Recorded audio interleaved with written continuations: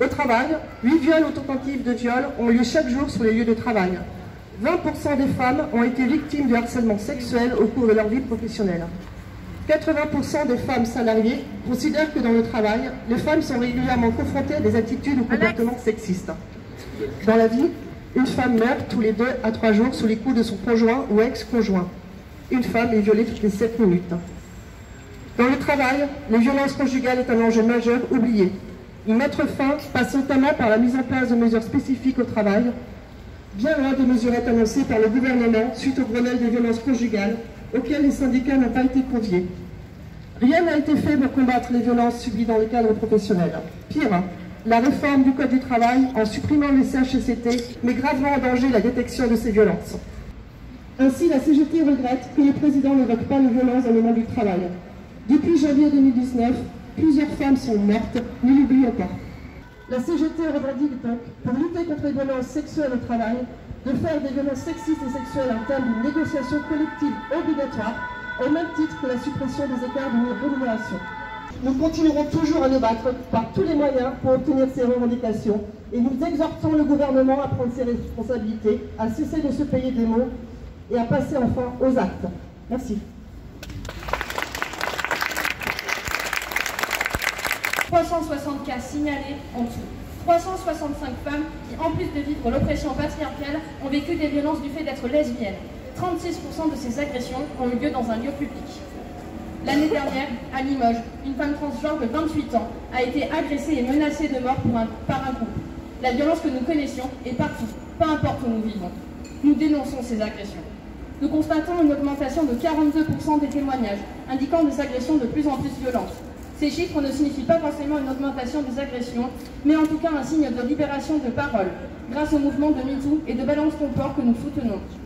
Car même dans le milieu LGBT, les femmes prennent moins la parole que les hommes, ayant intériorisé les insultes sexistes et LGBTophobes, alors que celles-ci subissent 8% plus d'agressions.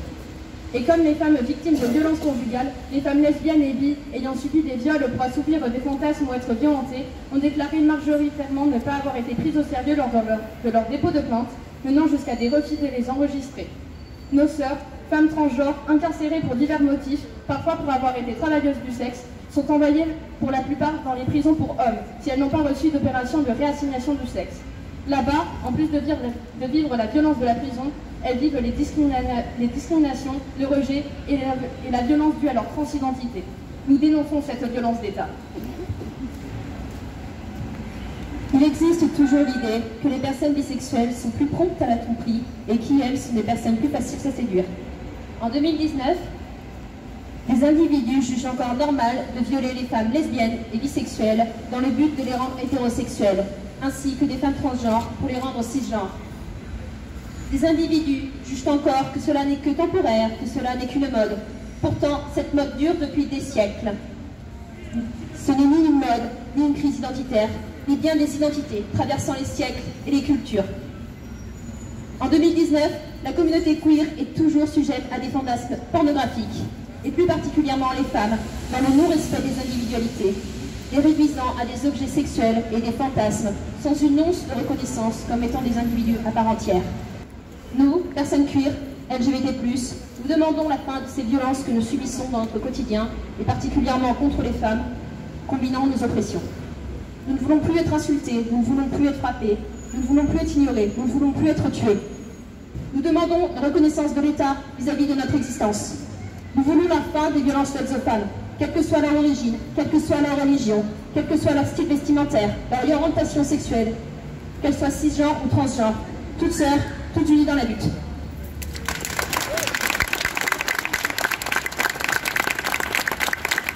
Comme ça a été dit par le syndicat étudiant, le milieu universitaire n'est pas imperméable à la société et c'est donc pour cela qu'on a décidé de créer une association féministe intercampus pour lutter en interne de l'université contre les effets dévastateurs du patriarcat.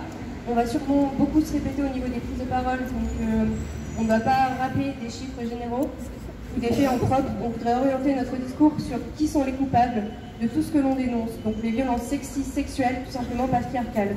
Aujourd'hui, on est effaré et écœuré que dans les discours, et même les discours féministes, on oublie, on nie, on intériorise, on se censure de dénoncer clairement les coupables, c'est-à-dire les hommes qui, par un système patriarcal qui historiquement leur profite, assoit toujours plus leur domination sur les femmes, qu'elles soient blanches, racisées, lesbiennes, hétéro, bisexuelles, transgenres, travailleuses du sexe, en situation de handicap, mais aussi sur les enfants.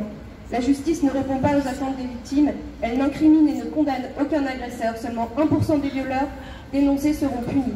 Et elle n'accompagne encore moins les victimes dans leur démarche, allant même structurellement jusqu'à nier et invisibiliser la parole des femmes. En réponse à cela, ce matin même, notre Premier ministre, pour ne pas le nommer, Édouard Philippe, accompagné de Marlène Schiappa et du gouvernement en général, nous ont annoncé les résultats et les mesures envisagées pour éradiquer les violences sexistes et sexuelles en France.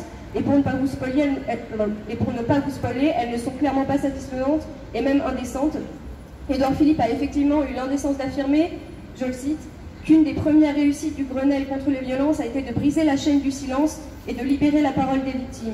Nous souhaitons rappeler que ce sont les femmes et seulement les femmes qui libèrent leur parole, que personne n'a à le faire à leur place, et celles-ci savent très bien qu'elles ne peuvent pas attendre que le gouvernement le fasse pour elles. Ce Grenelle n'était qu'une mascarade politique pour redorer le blason d'un gouvernement qui se sait coupable et qui a du sang sur les mains.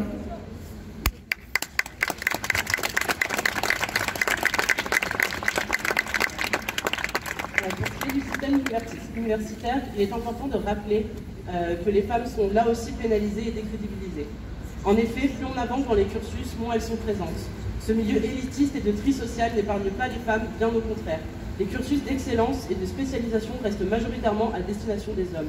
De plus, rien n'est mis en place pour répondre aux conditions spécifiques d'existence des femmes. Les mères étudiantes n'ont aucun aménagement et les étudiantes de manière générale non plus. 43% des étudiantes et étudiants renoncent aux soins et 51% pour des raisons financières. On remarque qu'il y a moins de féminicides qu'au mois de mars et au mois de novembre. Est-ce un hasard? Nous ne le pensons pas. Avec le 8 mars, journée internationale des luttes et des droits des femmes, et le 25 novembre, comme aujourd'hui, la journée internationale de lutte contre les violences faites aux femmes, il y a de plus grandes campagnes d'information, des journées de formation sur les différentes catégories de professionnels, et donc il y a une plus grande capacité d'écoute. Le problème n'est pas que les femmes ne parlent pas, le problème est qu'on ne les écoute pas. En effet, 69% des victimes ont parlé, et 8% seulement sont protégées. Merci.